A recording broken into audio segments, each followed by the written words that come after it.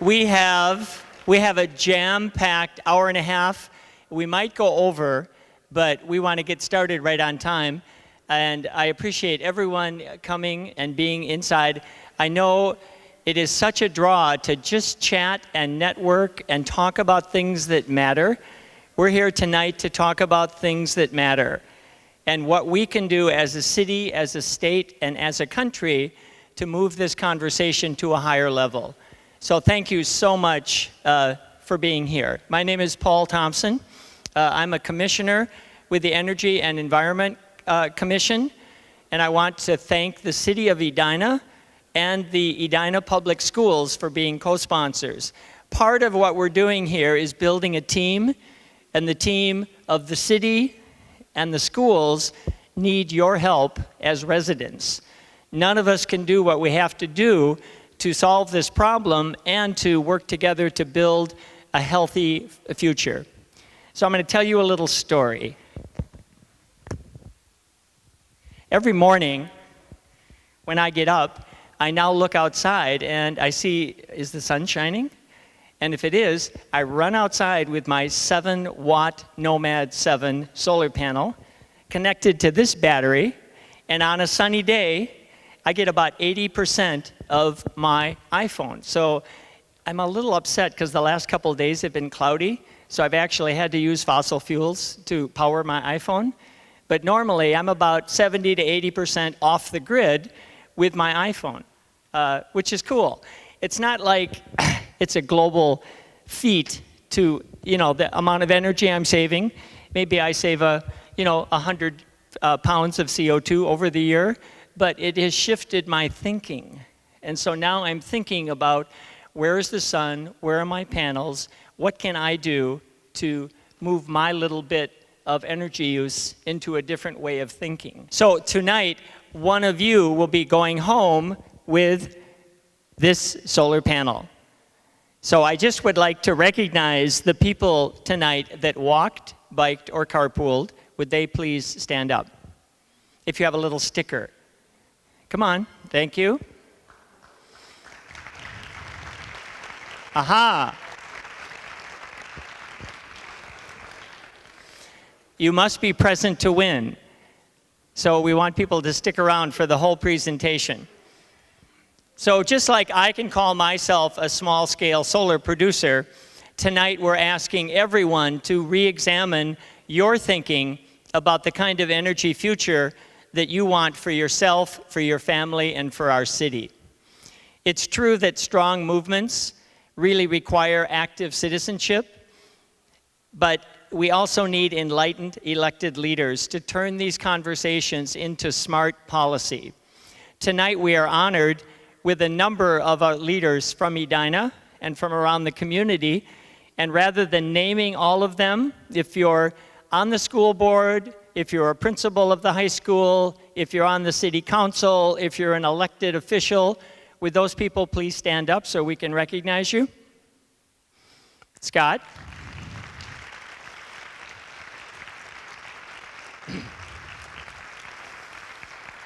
We had a meeting yesterday with the city council, and the commission is moving ahead to develop the plan of working more closely with our city and with the schools. So I'm very excited that we're doing this here at Fick Auditorium, where we have been many times before. This is the 6th Edina Dialogue that we've had in conjunction with the Edina Community Foundation, and you'll be hearing more about the Edina Dialogue after our two speakers. The most exciting thing for me as a member of the Energy Commission has been working with our students. A year ago, one of our high school commissioners, Alana Sokol, and Alana, where's your mom? Jan? She's here today. Alana said, why don't you have a council of students that will help to direct the Energy and Environment Commission and give information to the City Council. So we started this year an Edina Student Environmental Leadership Council, and those are the youth and the students that have been helping. So I'd like those students to stand up right now.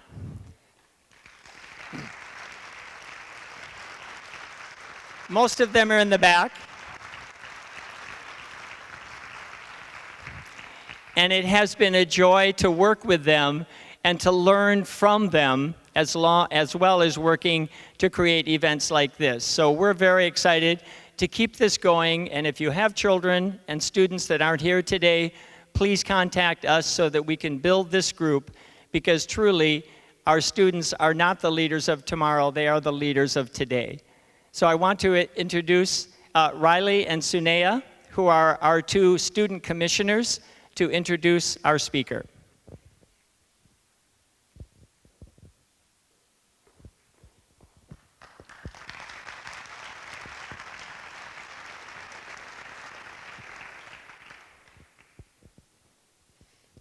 Thank you, Paul. My name is Riley Anderson, and I'm a senior at Edina High School. And I've been extremely lucky to have received the level of education that Edina offers. And I've also been extremely lucky to be involved in the opportunities that the district offers.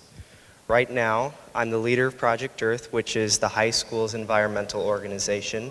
I'm also a student commissioner on the Energy and Environment Commission with Sunea, as well as 2 subcommittees of the commission. So right now, a lot of what I do, environmental consciousness is at the core of it. And somebody might ask, why is it so important to me? And here's the reason, is since the beginning of human existence, the earth has given us everything that we've ever needed. The water that we drink, the air that we breathe, agriculture for our food, so now we can thrive and grow. But here's the thing is we want to keep moving forward. Of course, we need world economies to keep growing, but we have to do it in a sustainable way. In order for the earth to keep giving back to us, we have to give something to it. So that's why it's so important to me, and that's why I work right now to be conscious and why I want to work in my life to protect it.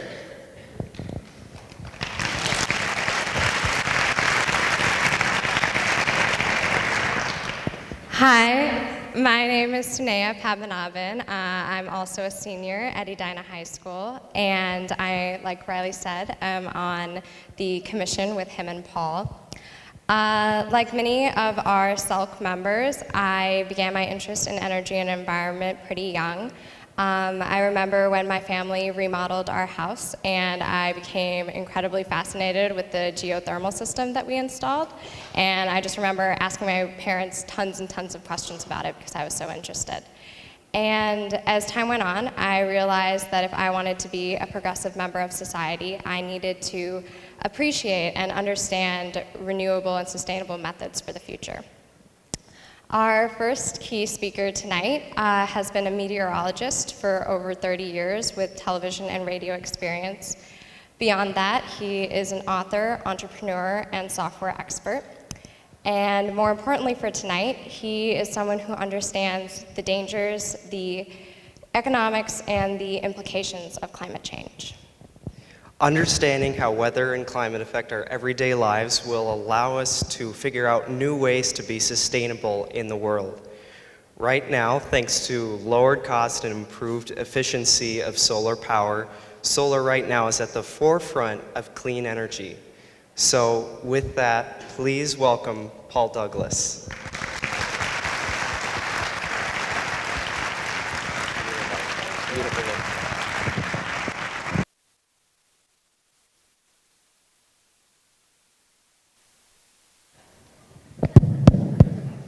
Thank you. Thank you, Riley. Thank you, Sunea, for your eloquence.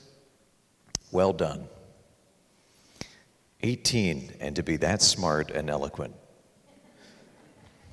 Wow, I'm impressed. And I apologize because it's your generation that's going to be cleaning up our mess. I don't run into too many climate skeptics under the age of 30. Their parents, their grandparents can be a different matter, but I consider it a challenge. We are all environmentalists. Some of us just don't know it yet, but it's going to become increasingly obvious in the years to come. And thank you, all of you, for giving up your Wednesday evening, not giving it up, for being here, for opening up your mind to the possibilities. And thank you to Edina for, once again, being on the bleeding edge. I take nothing for granted the older I get. And solar, renewables in general, very, very exciting field. I'm going to get through this quickly. Paul Thompson, who is a force of nature. Where is Paul? You don't think I can get through this in 25 minutes. You are a Category 5. I'm issuing a warning right now. Oh, look, it's been a great run, and I enjoyed the television side, communicating the weather, an interesting challenge. Two challenges. One is predicting the weather, the other is communicating the weather. The words you choose, the stories you tell, trying to connect with people. My goal has always been to make the weather more interesting, more relevant, more personalized. We invented three-dimensional weather graphics back in the early 90s. Another company was the first to put weather on a cell phone back in 2001. They weren't very smart phones back in 2001, but we invented Doppler in your pocket. I'm always amused now when people get out and check their cell phones, check radar. Soon you'll be able to check Doppler radar on your watch. And in about 3 years, on your fillings, right? One of my brushes with fame, I had a chance to do some special effects for Jurassic Park, and then for Twister. Steven Spielberg's people called up and said, Paul, we'd like you to be in a movie. We're making a movie about tornadoes. Please come down to Ames, Iowa. We're shooting the control room scenes. And I get down there expecting just to supervise special effects. And they say, hey, Paul, you want to be in the movie? And I'm picturing a love scene with Helen Hunt. They're not picturing that. They said, no, Paul, you're looking at the Doppler radar. The F5 is just starting to form, and here's your big line. Hey, Bryce, you better come here and take a look at this. And I remember I did it 9 times before they got it the way they wanted it. And I still get residual checks from Warner Brothers. And I have to tell you, there's a little swagger in my step when I come back from the mailbox. I've got my check from Warner Brothers. Here's the last one.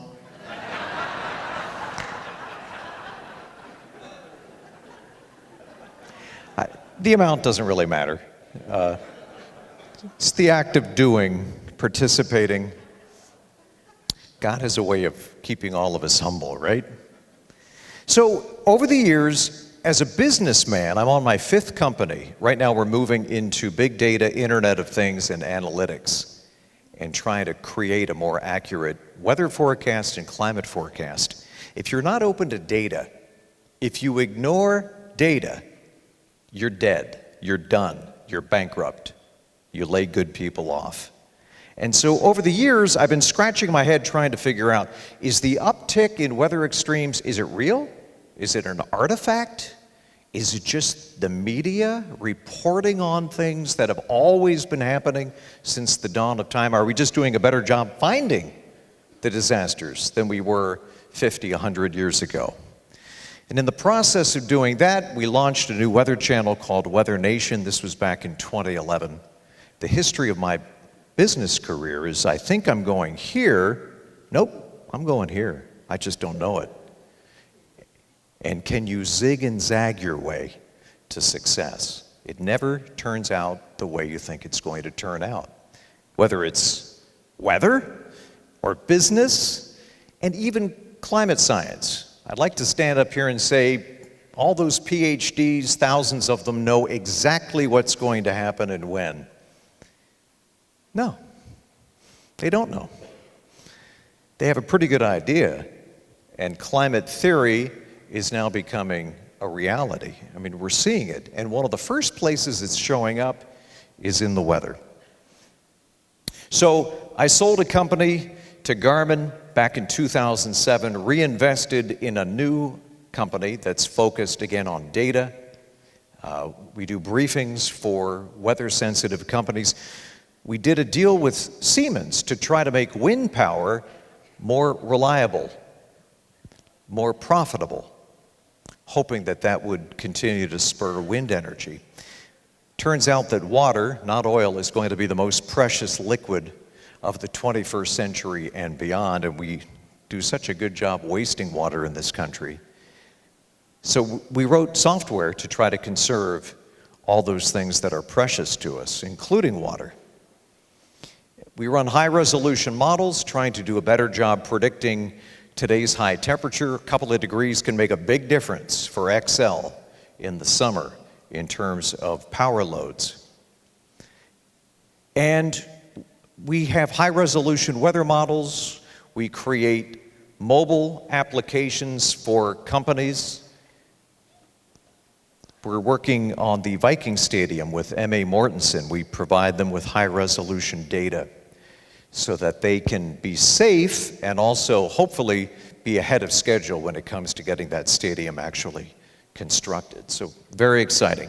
One of the things I'm excited about as a meteorologist, future weather alerts. Not just getting an alert for a tornado warning for Edina, but saying, you know what, I want to know when the winds are going to reach 40 miles an hour at my house.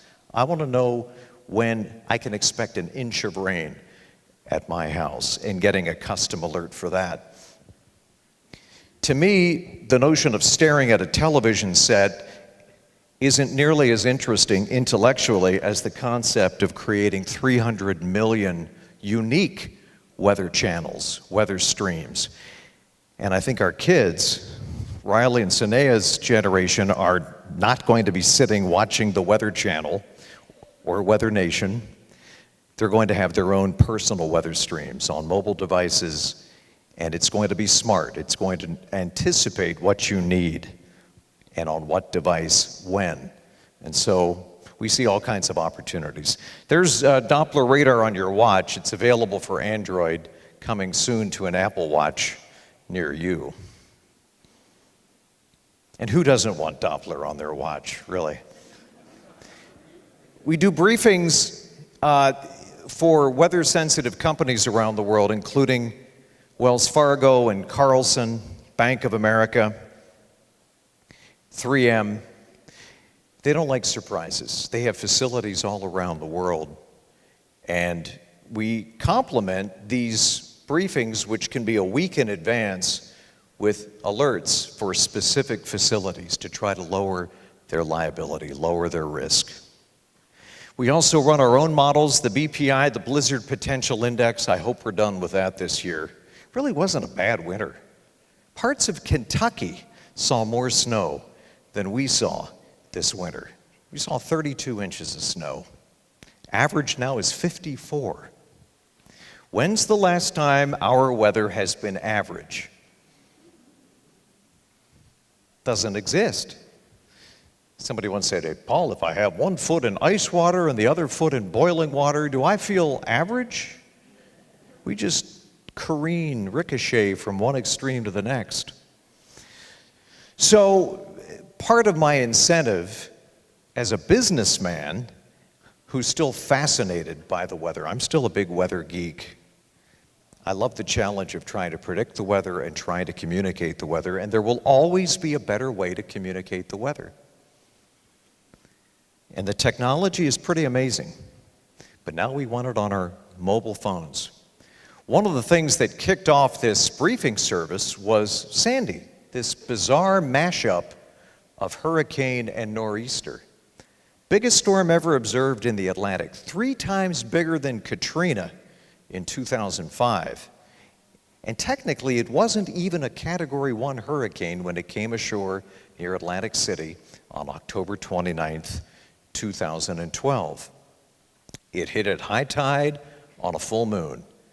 And these astronomical forcings made a bad situation much worse. Turned out to be a $70 billion storm. 70 billion. 14 feet of water in lower Manhattan. What happens when a Category 3 or a Category 4 storm hits Washington, D.C., or New York, or even Boston, as the oceans continue to warm? One of the things that I'm seeing, and I've been talking about it, at the Star Tribune for the longest time at CCO and getting a lot of pushback from people. The weather is changing. It's not your grandfather's weather. And there are a number of theories as to why the weather patterns seem to be shifting. The most likely theory, and this is still emerging science, nothing is etched in stone. It never is. Science is a process. It's not a collection of facts. And some of the biggest skeptics on the planet are scientists. Science is organized skepticism. It's good to be skeptical. You should be skeptical about everything. But right now, the North Pole, the Arctic, is warming 2 to 3 times faster than Edina. And that's changing the temperature extremes across the planet. Less temperature extreme than there was 40, 50 years ago, which is affecting the speed of the jet stream. The jet stream is blowing about 12 to 14% less than it was a generation ago. Who cares? Well, if the winds slow down, they're more likely to form a high amplitude flow. Dips and ridges and giant bulges that can cause the weather to stall for extended periods of time. The weather is getting stuck. And when the weather stalls, bad things often result. Heat waves, much worse. Floods suddenly become biblical. And we see it with increasing frequency. And also this whiplash going back and forth between drought and flood, back to drought in a dizzying amount of time. Things that would have taken years now happen in weeks. Mark Seeley, 4 of the last 5 Junes have been historically wet over southern Minnesota. June of last year, the wettest month on record statewide. And we have pretty good data going back to about 1872. And then we went off a cliff. And it dried out, and the last 9 months, 10 months now, in a row, have been drier than average. Increasingly, the weather is all or nothing. That's what we're seeing in the data. And again, I came at this as a skeptic, as everybody should be. When James Hansen testified before Congress in 1988, I thought, well, not so fast. Yeah, the theory makes sense, it's basic physics. You inject heat-trapping chemicals, this blanket of CO2 into the troposphere, into the lower atmosphere. It should warm up over time, but I thought maybe he was jumping the gun. And then I noticed it was showing up in the weather. It was almost as if Mother Nature picked up a remote control, put the seasons on fast forward, turned the volume of extreme weather up to a 10. Suddenly, the symphony of the seasons, and the weather is a symphony, or at least it was. Suddenly, that symphony sounded like a second-grade orchestra with violins playing out of tune and cymbals crashing when they shouldn't be crashing. Suddenly, the weather didn't make any sense, and I began talking about this on the air. And no matter what you believe, and you can believe what you want, we are changing the chemical composition of the atmosphere. 400 parts per million. And skeptics, professional paid skeptics in many cases, say, well, 400 parts per million, Paul, that's nothing. I go, doesn't sound like much. But they measure arsenic in parts per billion. And it doesn't take much arsenic for you to have a really bad day. People say, well, CO2, that's life. You know, more CO2 means more life. More plant growth, more of everything, more. I say, yeah, we need oxygen to breathe, to survive. Too much oxygen, things begin to spontaneously combust. We need salt. Too much salt, you go into cardiac arrest. So we've seen this increase.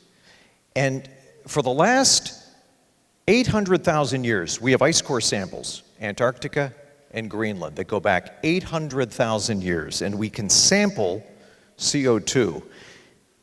It's been in the range of 180 to 280 parts per million. You can see where we are now. We're at 400 parts per million. And the question is, are we going to 500? Are we going to 600? Are we going to 800?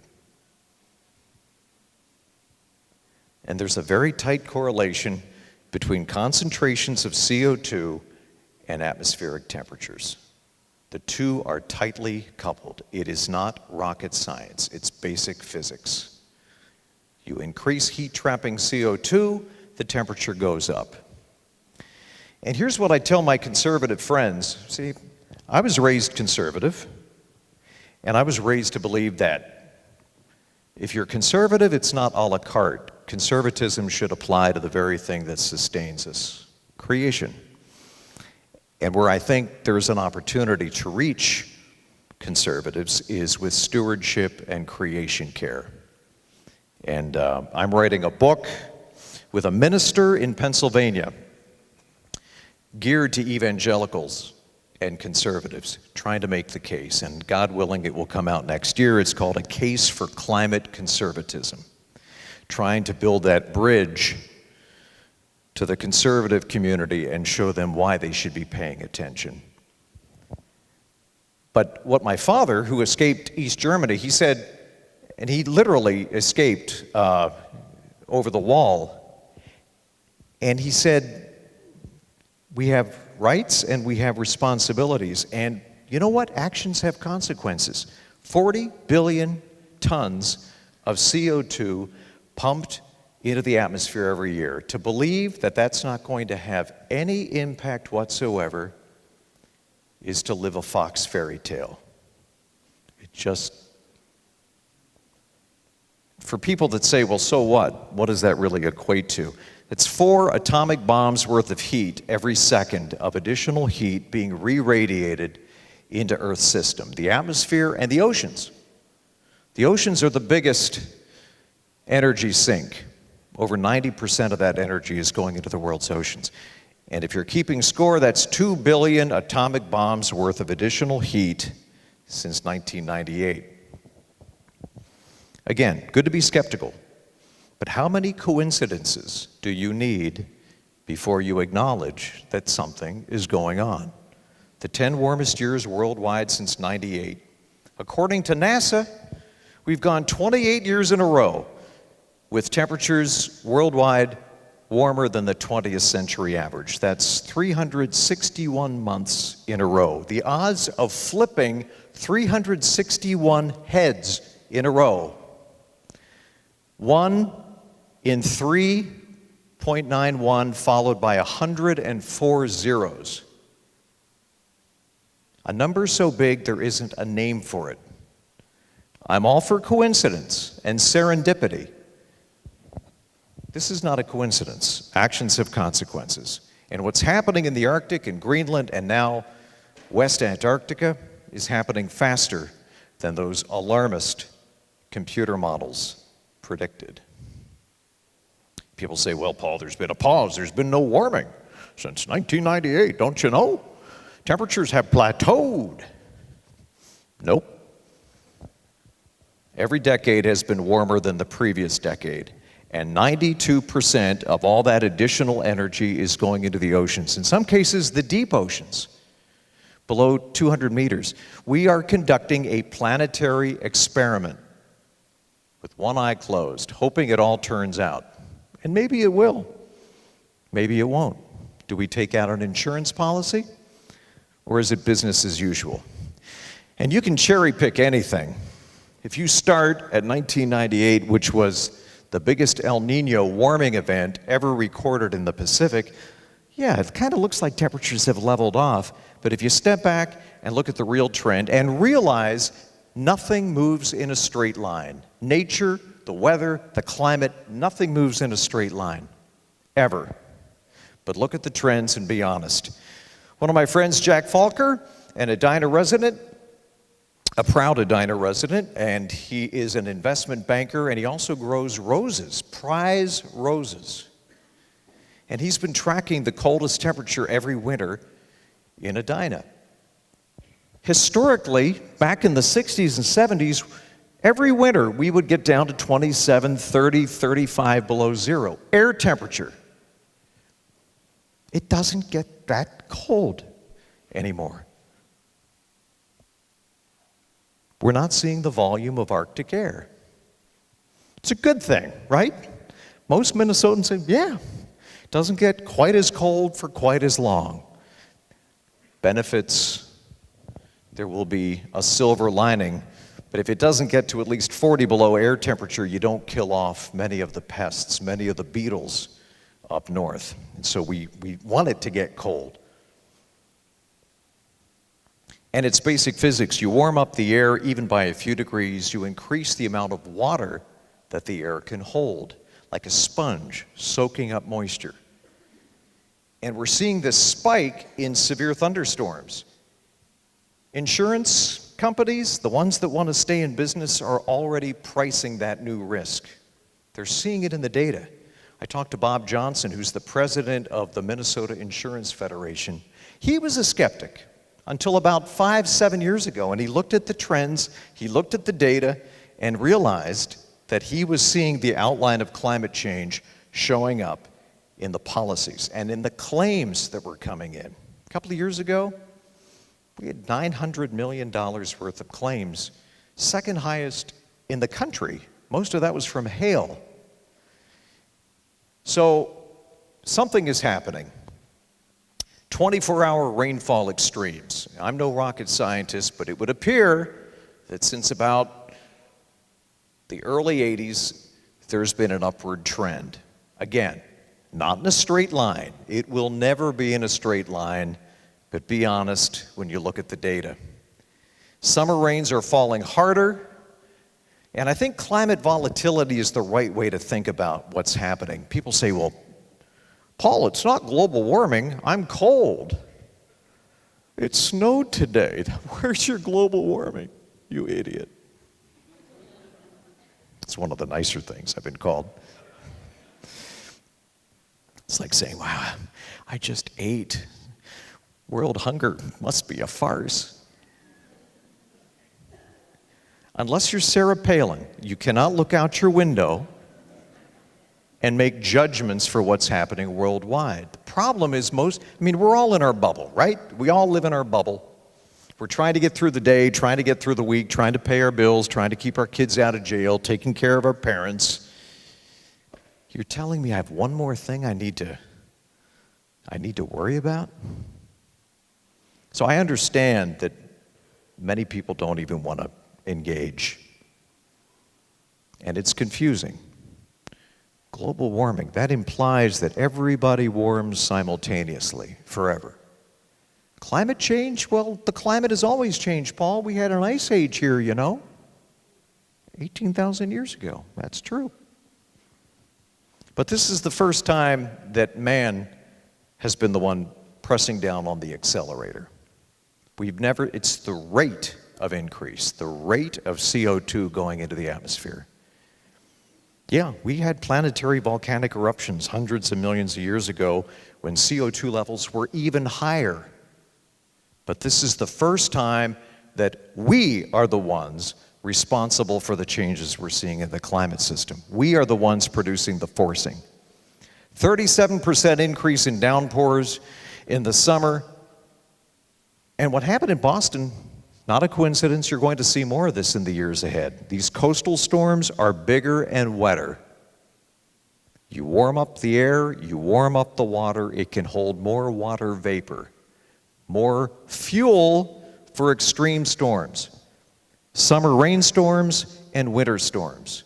Downpours have doubled just since 1964, and according to the Minnesota Climate Office, we have seen 4 separate 1,000-year floods since 2004. 11 years? 4 1,000-year floods? Again, I'm all for coincidence, but something's going on. What's happening is the hydrological cycle is on fast forward.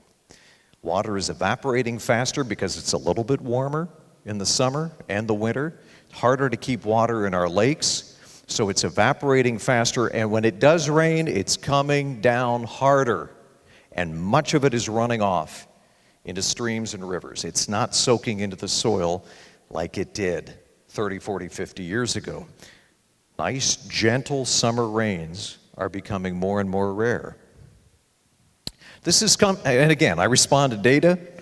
This is the Climate Extreme Index from NOAA.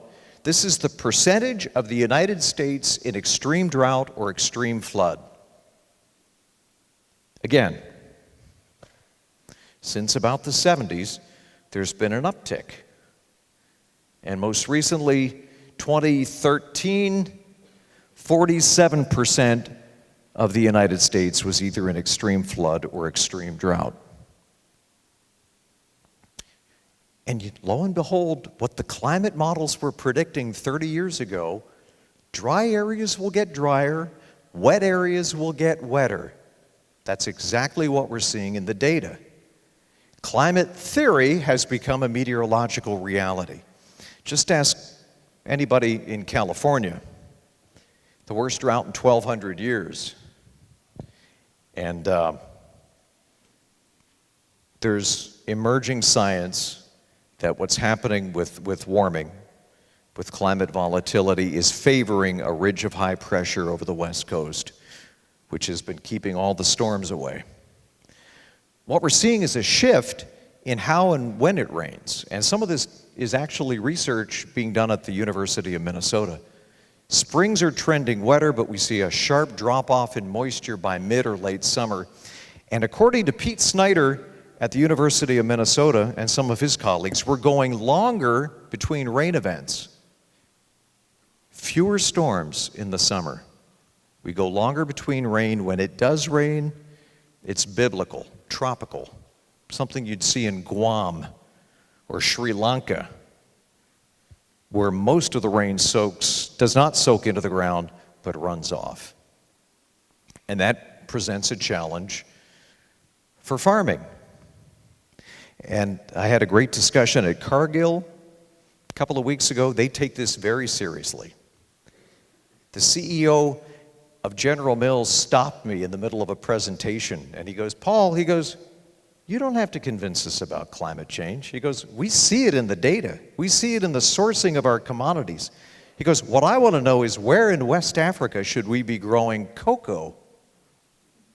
Because where we are now is forecast to be desert within 15 years. He goes, "That's what I need to know." So the smartest companies in Minnesota and some of the smarter companies in the United States are taking this very seriously. If for nothing else, they realize they have liability. This is tobacco times 1,000. So, enough said. We're seeing changes. The weather is shifting. It's not your imagination. And I talk to a lot of farmers, salt of the earth, a lot of respect for farmers for so many reasons. I was in Glencoe a couple of weeks ago. I was in Mankato. And you know what? There isn't the skepticism you might expect. A lot of these farmers, very conservative, very Republican. To a person, they acknowledge that something is happening in their fields. They may be hesitant to call it climate change because they don't want to antagonize their friends. And I get that. Nobody pushed back. They all see the changes in their fields. Schopenhauer said all truth goes through 3 stages. First, it's ridiculed, then it's violently opposed, finally, it's accepted as self-evident. We are coming up to the end of violently opposed, and I think in our lifetime, I pray in our lifetime, we will get to acceptance. But when people ask me, why is there so much confusion and pushback? Why has this become a litmus test for conservatism? Why is this a political football? Why do we have grown adults in Washington, D.C. who are denying science? I go, follow the money. It's all about the money. Trillions and trillions of carbon still in the ground. And some of the richest companies that have ever been want to keep the party going. I get it. Let's kick the can down the road, a little bit of misinformation, a little bit of disinformation, a little professional paid skepticism.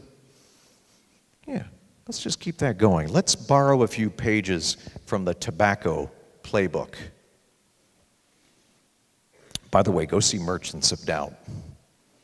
It's playing in Edina, my favorite theater. Amazing movie. It will piss you off as much as it pissed me off.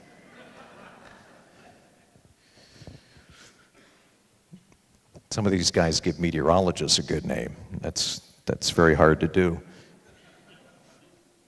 2.795 gigatons. That's thought to be the total fossil fuel reserves worldwide. We can burn about a fifth of that and keep global temperature rise to 2 degrees Celsius or less.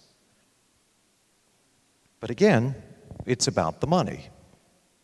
And these companies, this is an existential crisis for ExxonMobil and Chevron and BP and Shell. So, why is there so much confusion? Why is there so much pushback? Follow the money. I remember in the 70s, I smoked, not proud of it. I was a bad smoker. I would buy a pack of cigarettes, smoke 2, feel guilty, throw the rest away. Got to be expensive and stupid. But I remember watching some of those professional paid pseudoscientists that Philip Morris trotted out in front of congressional hearings. And they said, too bad about poor Aunt Betty. Yeah, she smoked 3 packs a day of Camels, and she died of lung cancer. That's tragic. But you can't prove that my client's product killed Aunt Betty. You can't prove it. There's no causal connection. And at the time, many of us, especially those of us who smoked, sat there and thought, yeah, it could be a coincidence. Poor Aunt Betty. Now, today, 50 years later, 40 years later, is there anybody in their right mind who believes that smoking does not increase the risk of cancer and heart disease? I think we've gotten over that hump. How many years did it take? How many deaths did it take before most smart people woke up and said, yep, okay, nope, not going to smoke, not worth the risk? This is tobacco times 1,000 because of the amount of money in play. Trillions and trillions of dollars at stake.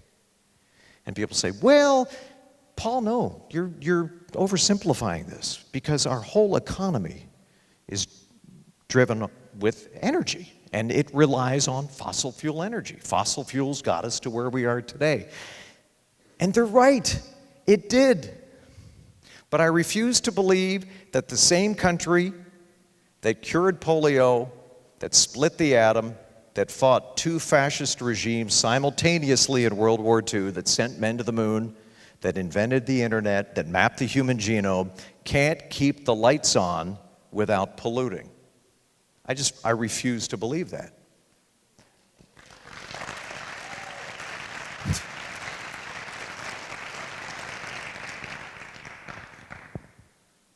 The ship is turning, and it's your generation that's going to be at the forefront of this.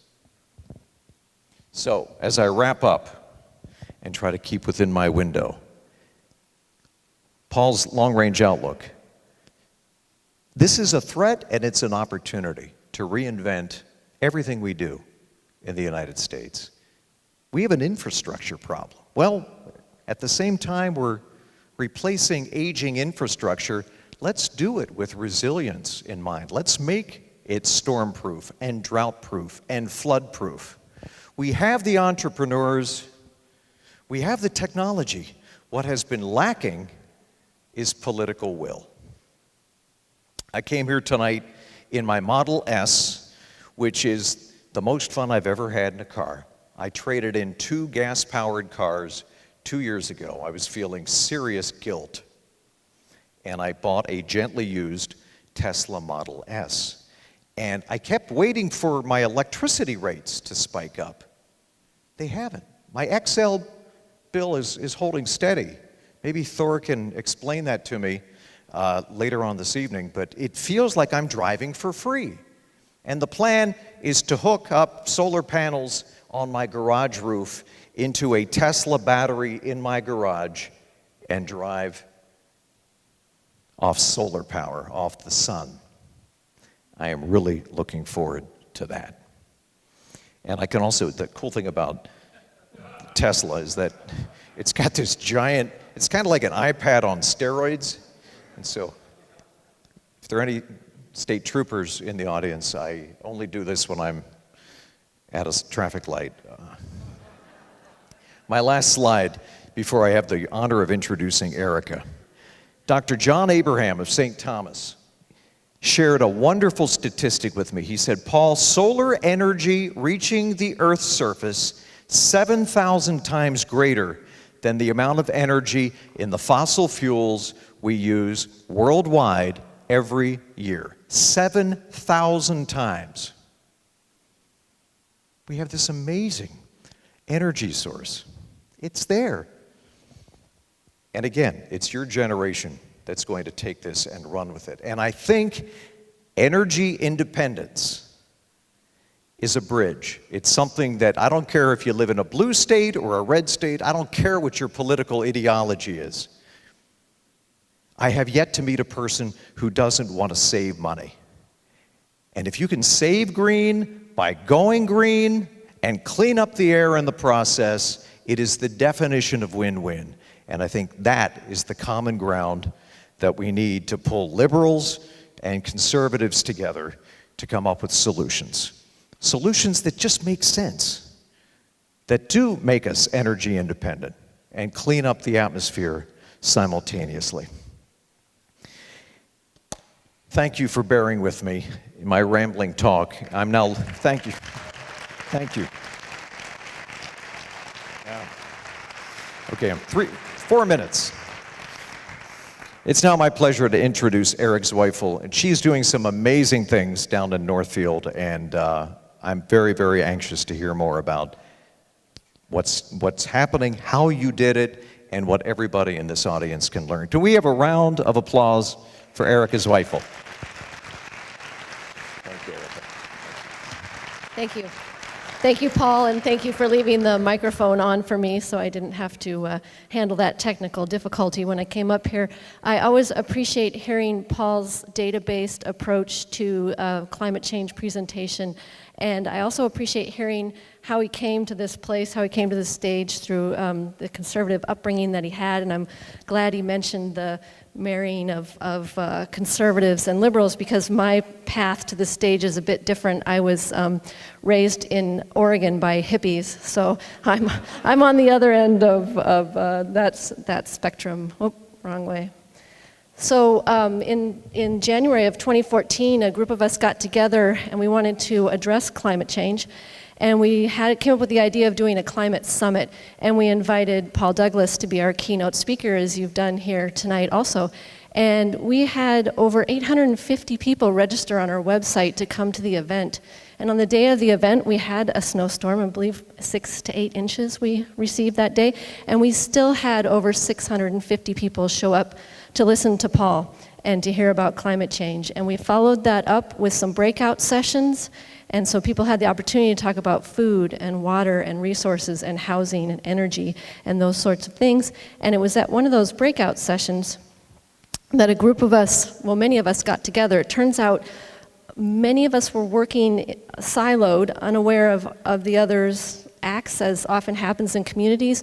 We had the Northfield Energy Friends group, we had Renew Northfield, we had Transitions Northfield, and we had the Environmental Quality Commission, and a group of Blandon leadership alumni that were all working to try to find a solution via solar. So through that event, we got together during the breakout session and started this new group called the Northfield Area Community Solar Group.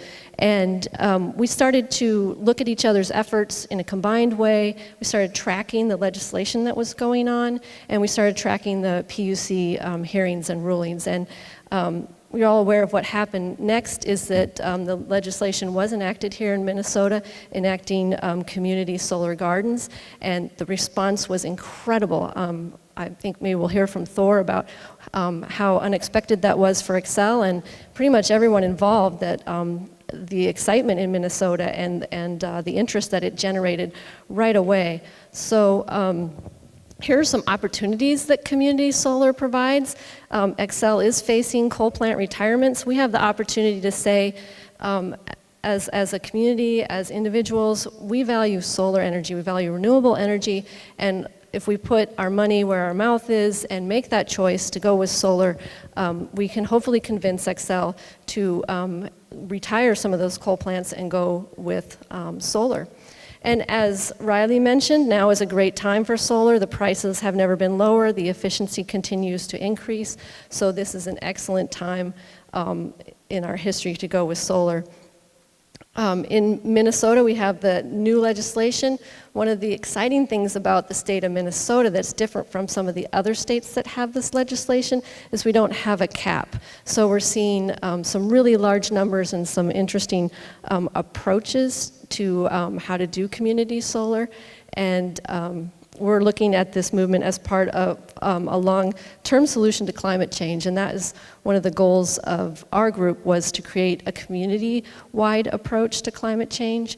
I know as individuals we all can make choices, and many in our group had been doing that, and we wanted to again come together as a group and make a community-wide response to climate change.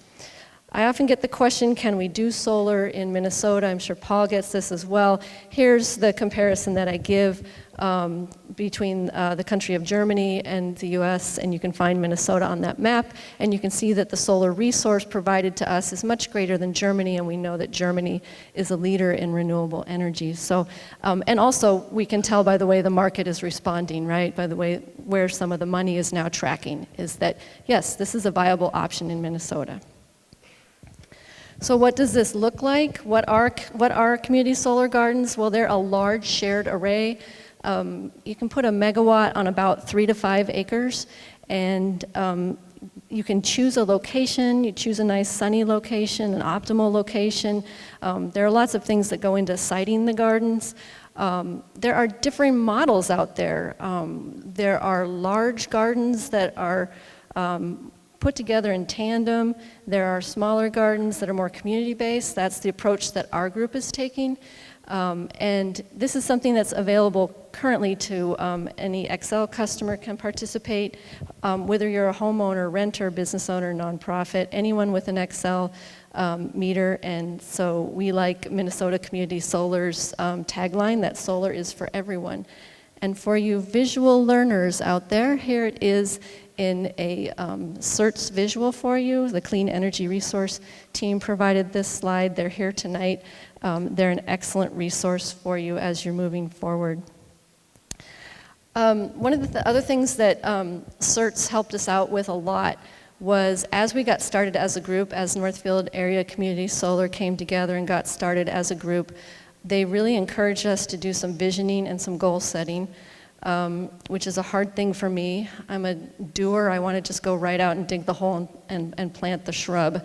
So it was hard for me to take that step back and do the visioning process, but it turned out to be really helpful for us because as things heated up and started to get there was more activity in the arena of community solar, and we had developers approaching us, we were able to fall back on those values and say, is this meeting the values that we came up with as a group before we headed down this path? And I can't tell you how many times we've come back to this value statement and talked to ourselves and said, are we still meeting our values? And I realize here in Edina, as you move forward potentially with solar, agricultural land won't be one of your issues, so you should really think about what is the best location for solar in your community? Is it rooftops? Is it parking lots that are shaded? Is it parking structures? I know that you're all very intelligent and creative and that you will find a place in Edina to put a community solar garden. So it's that sort of thing that you need to start out doing, is thinking about what do you value? What what land, what buildings would be okay for that use. We wanted a lot of local involvement in our garden. We wanted the entire community to be able to participate, including income qualified individuals and families. And we wanted the garden to be near Northfield and contribute to the local grid. So we ended up with our first community garden is going to be in Eastgate Farms, which is right outside of Northfield on Highway 19. One of the other things we started out doing soon after we set up with our goals was to interview several developers and decide which solar developer we were going to work with for our garden. And we chose Minnesota Community Solar, and they've been very helpful with the process, very responsive to our needs, very responsive to our interest to have local involvement. So, and our garden is going to be about 3/4 of a megawatt. These are the types of subscribers that we're hoping to engage in our garden, homeowners and renters.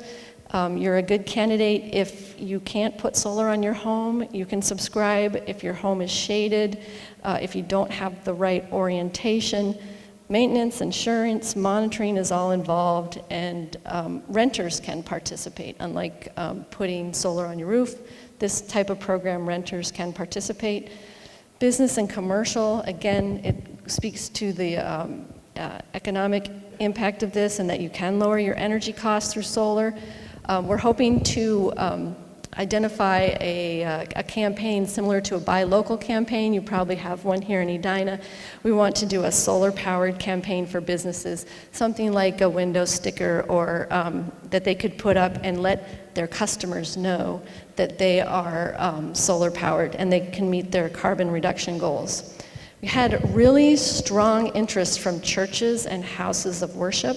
Again, Paul mentioned the creation care, and again, churches meeting their carbon reduction costs. This was kind of a surprise to us, but these were one of the first groups that, when they heard about us, approached us and came to us and said, we really want to get involved. Just really quickly, the city of Northfield is also involved in a larger garden. Geronimo is putting a really large array at St. Olaf. You may have heard about that.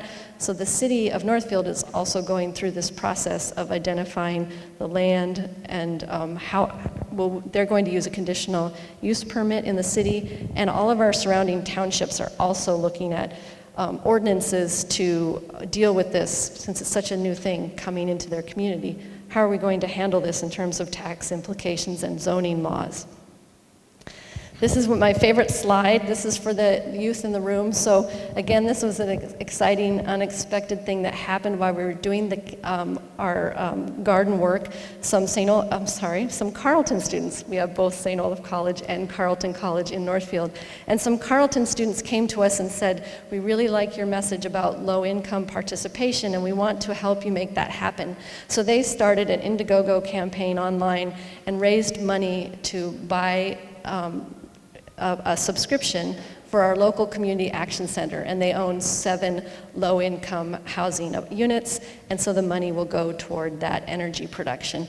We've also had youth helping us with our graphics. Our logo was designed by a high school student. They've helped us. They sing at our events. I noticed you had some students out here earlier playing before your event. We've done similar things. They've done lit drops for us, and they're always, when they show up at the events, they always increase that energy level, and they're great, and they're really engaged and invested. As Paul said, they're the ones that are going to really have to step this up. Again, as you move forward, I'd encourage you to talk to CERTS and Excel. There are resources out there. At least 2 of these items that I listed here on this slide are available in paper out in the display area where we were earlier, and we have representatives from these groups here tonight, so make sure and check in with them. And then, since this is an environmental group, I just put up a few environmental incentives for switching over to solar, and these facts come to us via Minnesota Community Solar. Here's our contact information. I have a few brochures. I have my contact information. I'll be here later if you'd like to check in with me. Again, Again, thank you very much for inviting me to this event tonight and for bringing down Paul Douglas to get you inspired and kicked off on your own path. And I'm happy, I and my group, we're happy to be a resource for you as you move along. Thank you.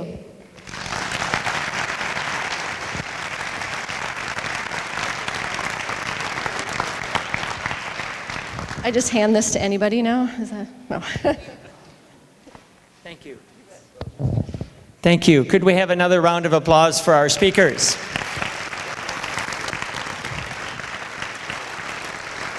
So this is the time we want to hear from you. When you came in, you should have received 2 cards.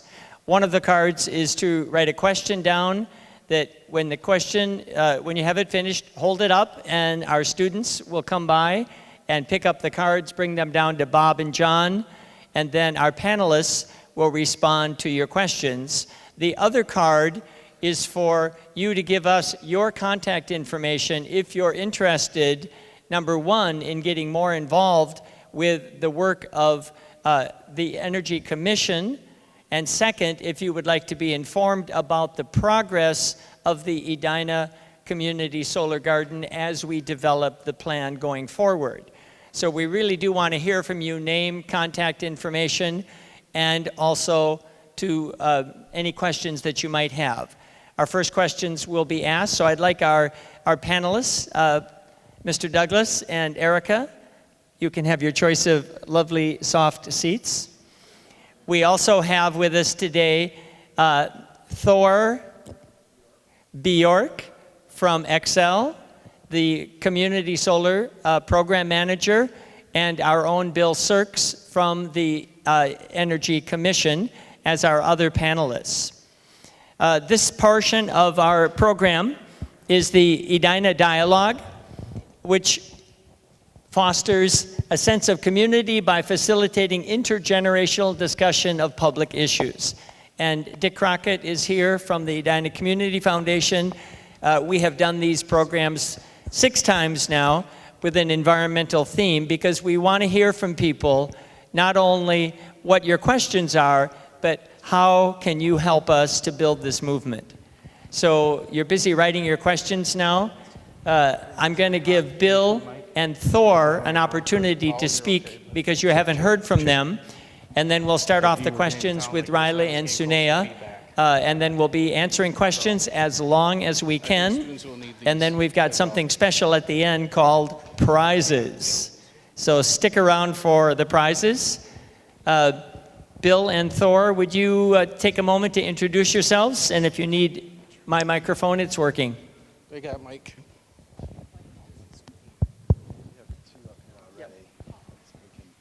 We got 4 of them. 4? You want this one too? Nope, you can use that. Test, test. Okay.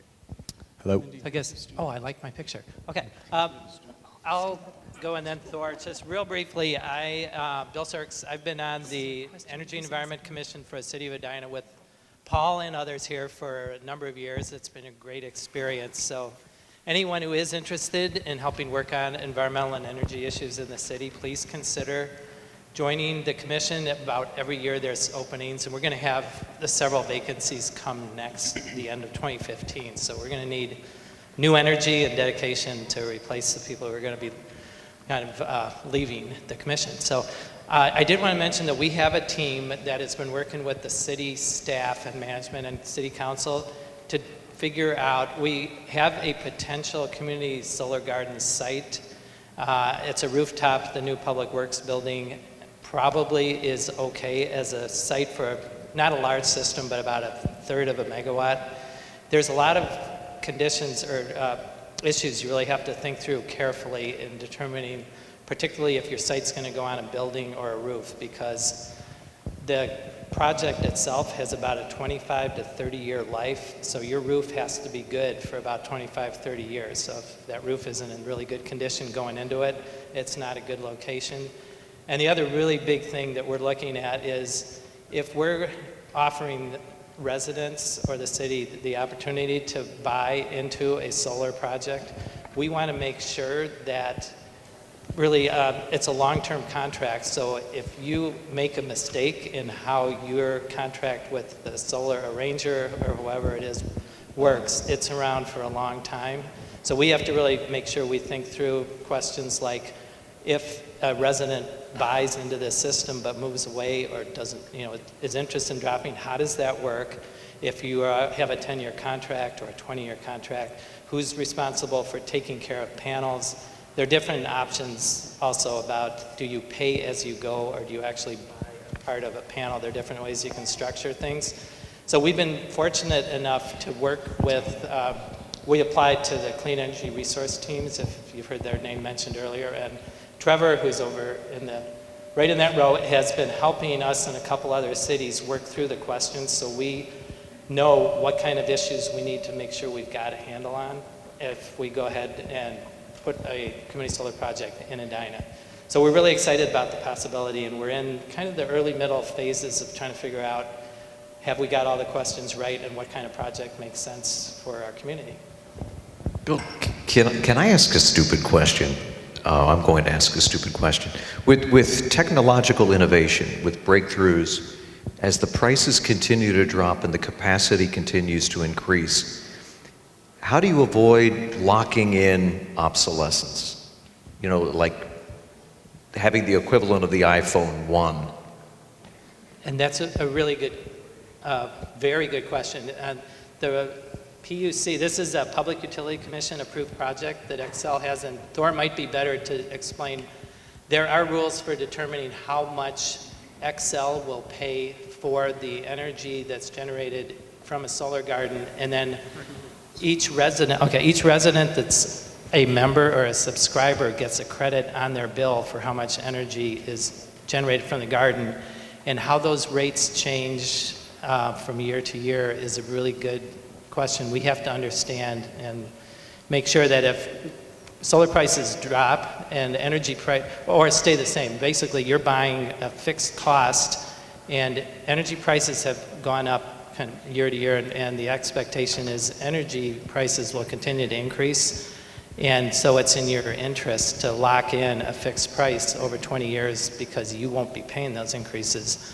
And how that all works is something, Thor, if you can take a shot at that, that would be great. As far as the technology portion of that question about obsolescence, it's a longer time horizon, but you might be able to think of it as a cell phone. The next year's cell phone is always going to be the one that you have in your pocket better than. That doesn't mean we all have landline phones still. We're waiting for the perfect phone. And so it's okay to put today's solar technology on your roof. It'll produce for 25 years. I mean, they've been around long enough to know that they will last that long. You can see sort of the predicted degradation, which is expected, but there's no reason to wait for some perfect solution. You'll wait forever, right, as the prices continue to come down. Right, exactly. Did I hear right that Excel is getting, it almost sounds unbelievable, 30% of the power generation is coming from renewables now? Is that number erroneous? I'm a weather guy, it may be wrong. So we have a 30% solar energy standard by 2020. By 2020? Yep. Solar standard? Solar standard is 1.5% by 2020. Okay. So that's sort of a carve out there. We are today, though, we have a long history of success in renewable energy development with wind, and that's made us the #1 wind provider in the country for a decade now.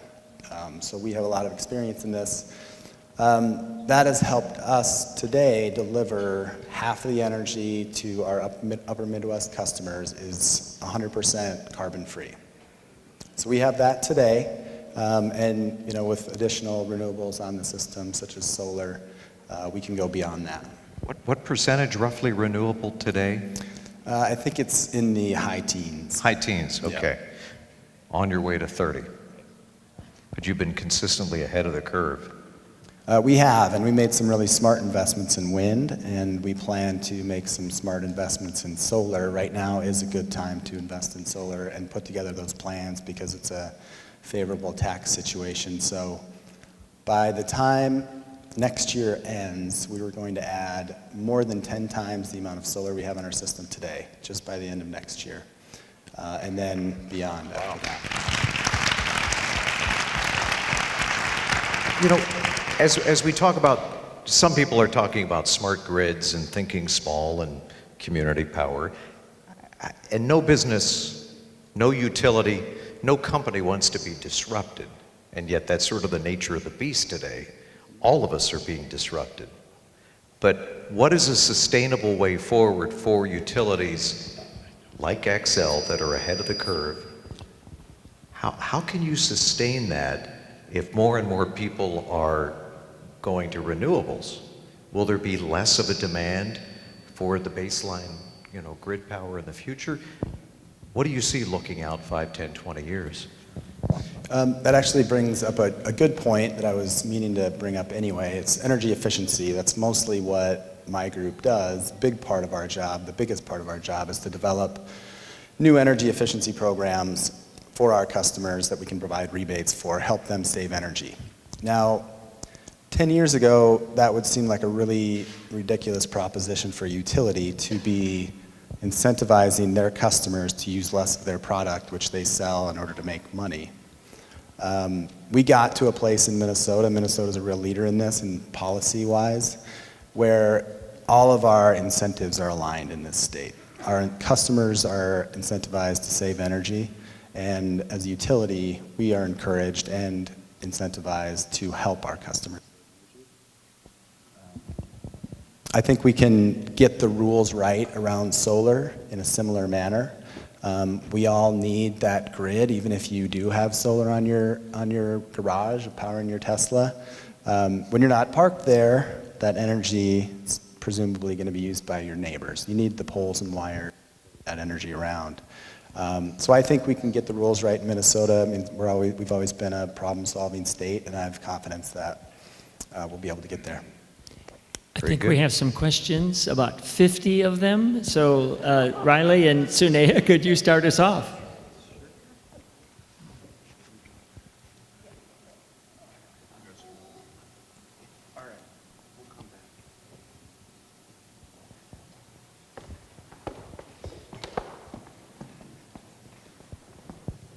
All right, first we have 2 questions from ourselves. My question was for Paul, and I said I've heard that Minnesota is the most quickly warming state.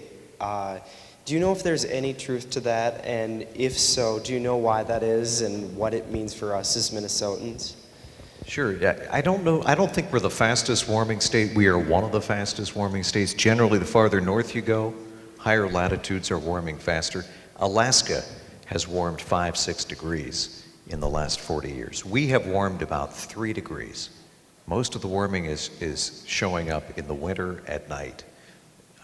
Nights consistently statewide are not getting as cool, and that is a signal where we're seeing the warming is not as much during the day, but at night these heat-trapping greenhouse gases are preventing it from cooling off as much as it did. And I don't know if it's showing up in the XL data as well. We're just not seeing the dry air, the low humidity in the summer that allows the temperature to cool down. There's more water in the air, dew points in the 70s, even dew points in the 80s. And the reason why, it's positive feedback. There are 2 major drivers behind that. One is, as you warm up the northern latitudes, you get the permafrost melting, which releases methane, which causes more warming, which releases more methane. And also, you're changing the albedo as you melt Arctic ice and it becomes ocean water. That darkens the color, which allows more warming. And so you get these vicious cycles that feed on themselves. And it's more pronounced the farther north you go. And that's what the climate model showed 30 years ago, and that's what we're seeing in the data. Our first question for Erica is, what is the current payback time for small and large solar investments? Could you repeat the question? I had dual microphones coming at me. Sorry. What is the current payback time for small and large solar investments? Oh, that's a great question, and I do not have the answer to that yet. As far as I know, a lot of the developers and investors are still working on that model. And we are hoping to have some numbers by next week, but I don't have those numbers currently.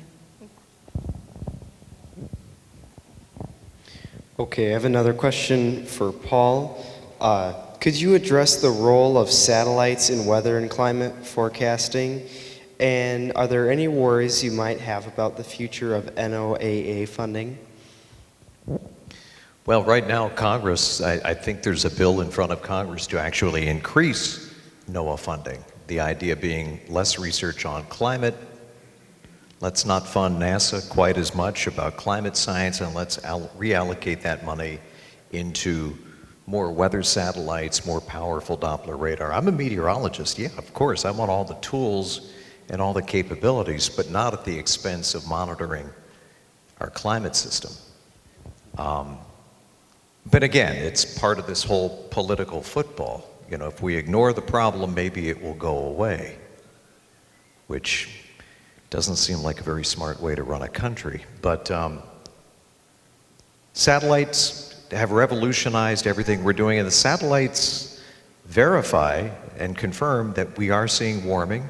It's in both hemispheres, and for the first time, there's no obvious astronomical trigger. It's not related to variations in solar output, solar energy, wobbles in the Earth's orbit around the sun. In the past, you know, ice ages, there's been an astronomical trigger, or a volcanic trigger, or a solar trigger. That's one of the first things climate scientists looked at. Yeah, what can explain what we're seeing in the data? And what we're left with is the 40 billion tons of greenhouse gases emitted, pumped into the atmosphere every year is the most likely explanation. So yeah, satellites have revolutionized the monitoring of the atmosphere, and NASA is, to their credit, launching more satellites. They just launched a new one that's going to be keeping an eye on the planet and providing a live 24/7 feed of the planet that anybody will be able to tap into with the sunlit part of the Earth always in view. And so that's going to be coming online. But again, we don't know what we don't know. We don't know what the tipping points are. We don't know what happens if you continue to warm the deep oceans. We're not exactly sure what's happening in Antarctica. Things are happening faster than the climate models predicted. So, resilience. We're going to have to be ready for almost anything. And nobody wants to hear gloom and doom. I get that. But we have to be pragmatic and realistic and realize that we'll adapt to anything. But the question, are we going to warm another 2 degrees, or are we going to warm 8 degrees?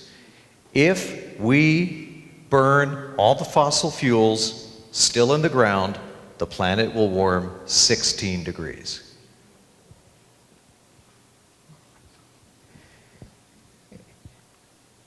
That hasn't happened for hundreds of millions of years. But it might get to the point, you know, it's funny when people say, well, Paul, it snowed today, so climate change has to be a hoax. Say, if it ever gets to the point where it doesn't snow, where there are no cold fronts, the planet will have much, much bigger problems. So. Okay, thank you, Paul. That was thank you for that. And we have a lot of questions to go through, so. There's a lot of questions. I'm Anna Lampron. I'm in the Edina Student Environmental Leadership Committee, and I'm in 9th grade. And I have a question here for Bill Sirks, and someone's wondering, when can I buy into community solar in Edina? Coming soon near you. We are hoping we have enough details to actually go to our city council with a project concept by summertime.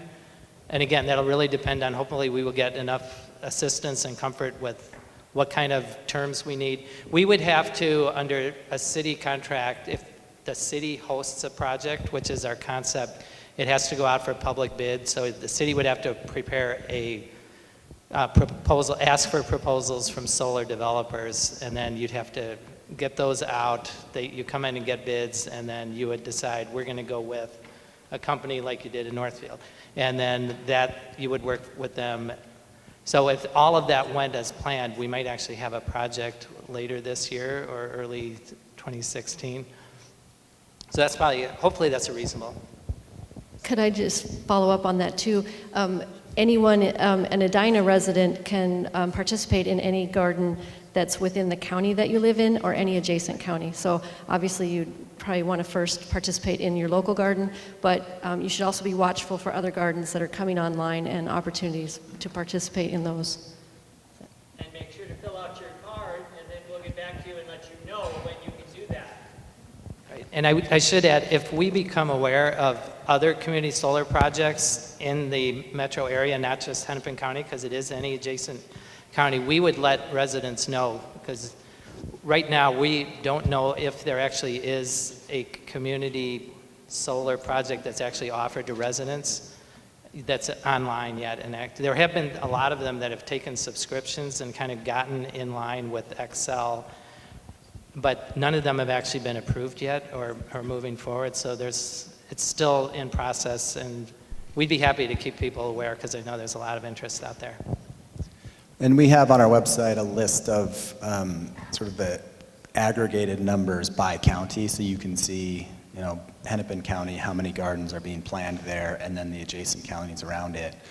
Those applications are sort of in the early stages, so when they get a little bit farther along, we'll actually list out the companies that you can contact about a subscription when they're building one in your county. So we'll have that this summer sometime.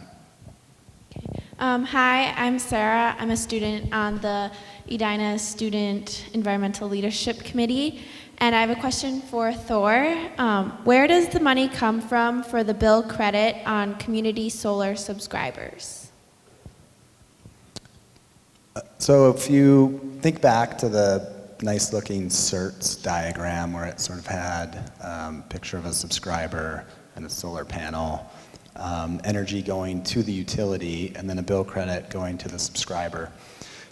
One way to think about what a subscription to a solar garden does is that what it does is encourages or enables a solar system to be built that starts producing energy, delivers that energy to all of our customers. So every Xcel Energy customer in Minnesota will benefit from the garden that you support. And in return, all of our customers in Minnesota deliver that bill credit to you to pay you for that energy. So it comes from all of our customers, essentially are paying you for you helping to deliver that clean solar energy to the system. And then I have a question. Could one of the panelists address the state omnibus energy bill introduced very recently? Could it hinder solar or other renewable energy development? Omnibus energy bill, did you say? House or Senate? House. Oh, this is a personal opinion, and the House bill just came out today, I think officially. It was in committee, and so I have to say that we haven't had a chance to really look at it. I work in my day job for a state agency that would be affected by some of the provisions in the House bill, and I guess I would say that there are a number of issues that would be of concern, because there are changes that they're proposing for energy conservation programs and maybe changing the way the renewable energy goals are worded right now. But I wouldn't want to comment any further than that without really looking at what that language is. So it's something to watch, though, because there's a Senate omnibus energy bill and a House omnibus energy bill, and they're basically very opposite in how they may compromise in the committee process. Is a good guess to see how that might come out. But Bill, we are still light years ahead of Wisconsin. We are, that is true. I'm so happy, happier than ever, to be living in Minnesota. If you didn't hear,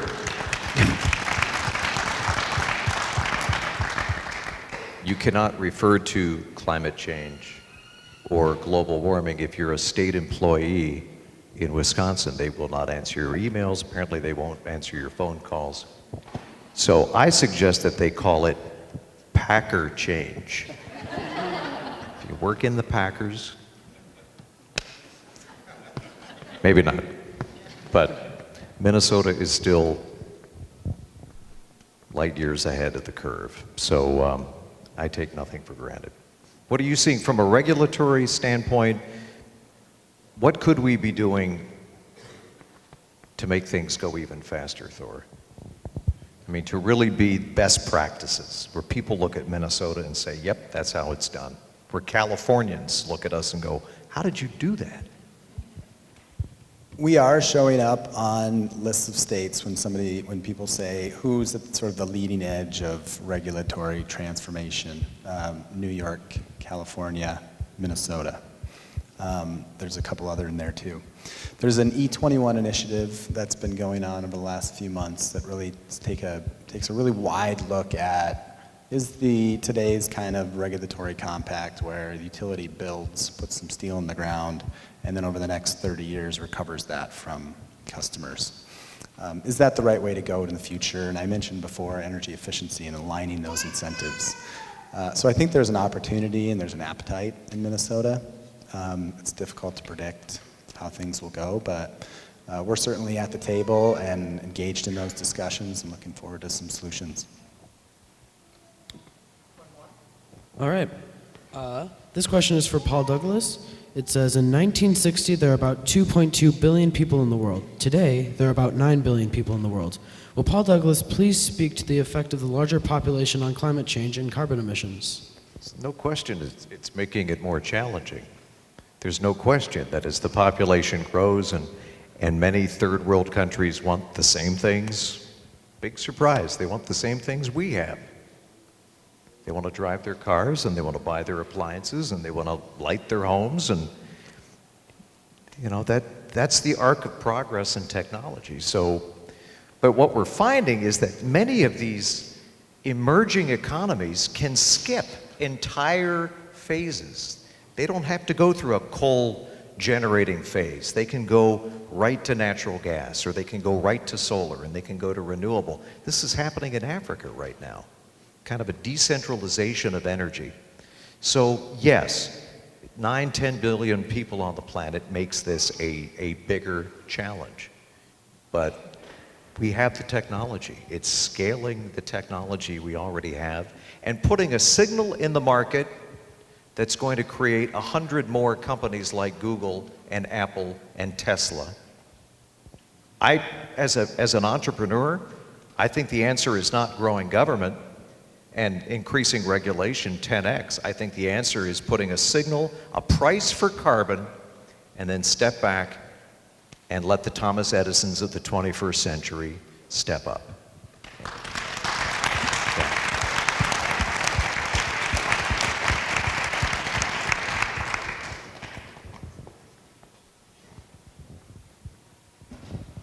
Do you want to keep going, or do you want to be on time? Couple more questions. All right, who has a burning question, a really great one? You got a great one?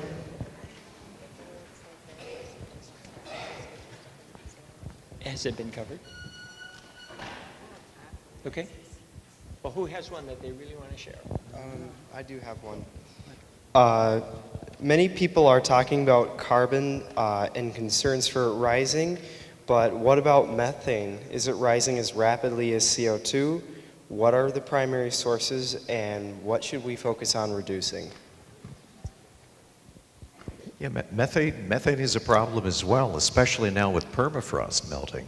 What's happening, I don't know if you've seen the reports of these craters showing up in Siberia, these bizarre holes in the ground, and they think it has something to do with methane and permafrost melting rapidly. Again, Siberia has warmed 6-8 degrees. And again, we're conducting this experiment. We're not really sure. Methane has 21 times more warming power than CO2.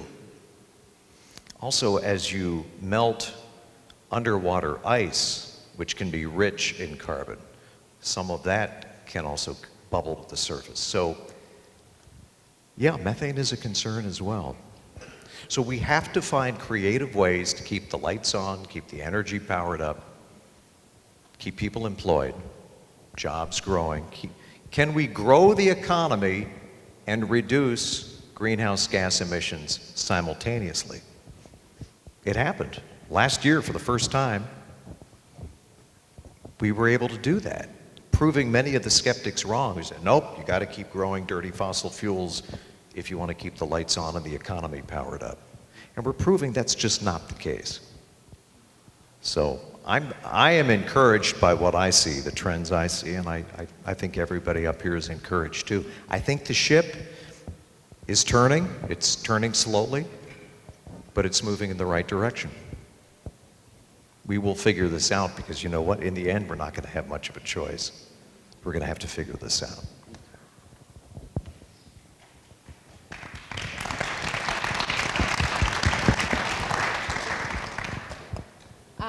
So we have one last question. It's for Thor specifically, but it speaks to the logistics of how the solar garden would work. So do the community solar gardens supply electricity directly to individual homes and businesses, or does the electricity generated go to the electric company to reduce the overall electric demand of the whole area? I can't believe you guys didn't let Paul close this Q&A out. You might have to add one more question to it. That kind of goes to a little bit to the question that I was answering before about where the bill credit comes from. So it really is energy that's put onto the system. So it's centrally located solar that gets placed on the wires and is basically used up right around the installation where the demand is there. And supported by community members that maybe don't live right next to it. And that's really what it's designed for. I mean, Eric did a nice job describing it. It's for people that don't otherwise have access to solar. And Xcel Energy we feel it's very important to give our customers choices. A lot of our customers have the choice to put rooftop solar on their roof, and we provide an incentive for them to do that. 80% of our customers don't have that option. This is a good option for them if they want to support solar. Thank you. Let's have a round of applause.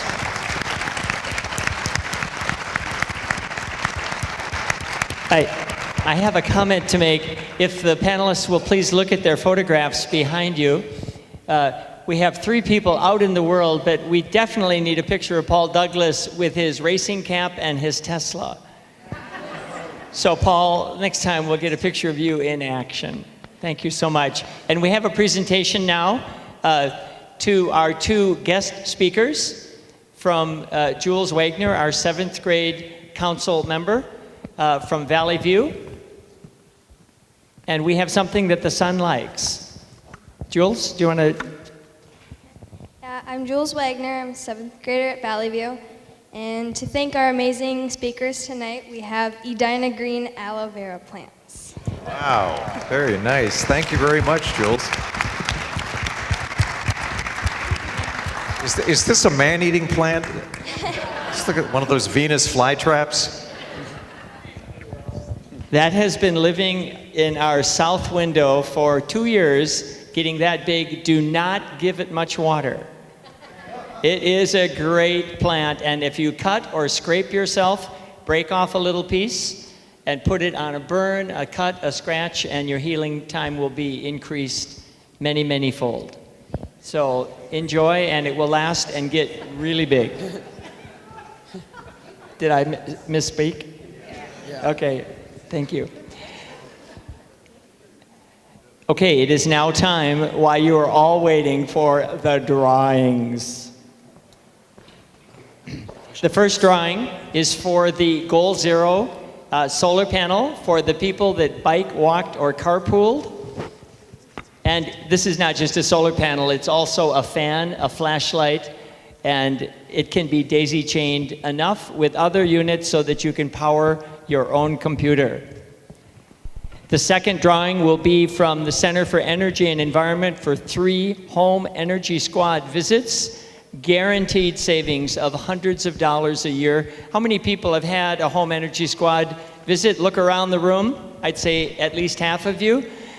It's great to have solar and wind, but if it can be paired with energy efficiency, it goes way, way up. So that's the first step. Do everything you can in your home where 40% of our energy is being used, or as I was told by a few people, why are the lights on at Arneson Acres all night? Okay, drum roll please, that's your job. And here we have Dulce from Valley View, from all of these bikers and walkers. Don't look. The winner is? Aileen Foley. Aileen Foley. Come on up. You have to tell us how you biked, or walked, or carpooled. Did you give that to her? How did you get here today, Aileen? You carpool together, 2 or more households. The benefit of carpooling is twofold. One is it saves energy and a whole vehicle. The other one is you might get to know other people a little bit better as we build our strategy for this clean, safe, renewable future. And now, did we put them all together? Okay, this is for everyone.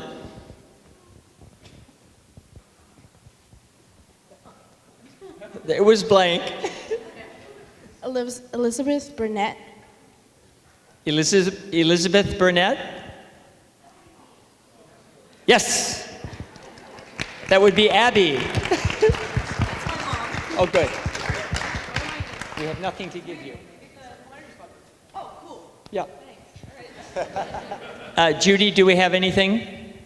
If you have it now, you can schedule it right outside at the CEE table, and the rest of you who don't win, you can also schedule a visit. Number 2. These were all donated by CEE, by the way, so thank you for their long-term partnership. Kalia Lindermeyer.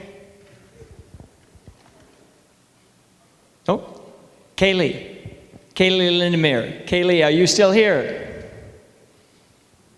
Yes, you can stay there, but we'll get you set up.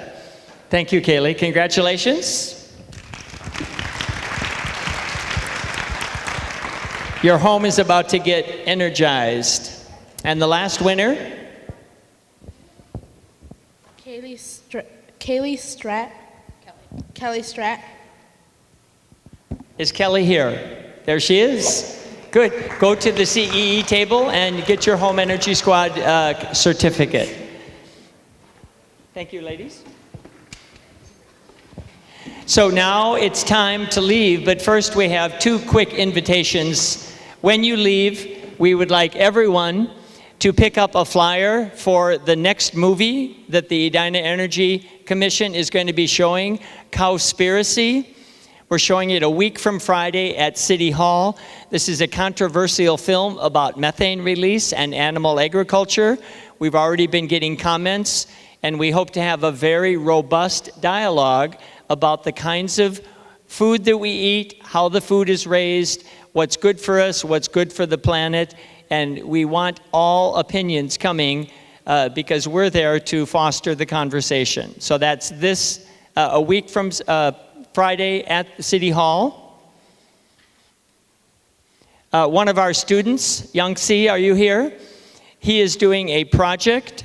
This is the time to take out your smartphone and hit that scan button. He has 2 questions. One is, do you think that this was worth your time? If not, what could be improved? And the second question, did you learn something new at this environmental forum? And if so, what did you learn? You can go to the website at the scan code, or you can see Young C. Raise your hand, please. Standing right at the back of the aisle. He is part of the robotics club at the high school, and we're excited that he and his partners are thinking about programs on composting and on energy efficiency. Thank you so much. And finally, we would like to ask all of you, if you are interested, to join one of the working groups. And I'm proud to announce that tonight we are starting a new community solar working group, opening it up to the public to help us navigate our way to find out how we can develop an Edina community solar project. So on your other card, if you're interested in knowing anything about where we're going to go after tonight, put down your name and your contact information, drop it in the basket on your way out. And then the other groups are business recycling, headed by Sarah, education and outreach, my partners John Howard, Bob Gubrud, Chuck Prentice, Sarah Stefanik. We invite you to come to our events, and Sunea and Riley, looking for more ways of getting this information out to the public. Our local food working group, chaired by former Commissioner Diane Plunkett-Latham, recycling and solid waste, water quality with Luann Waddick. You can contact Ross. He's our man. And if he can't do it, nobody can. Thank you so much for coming.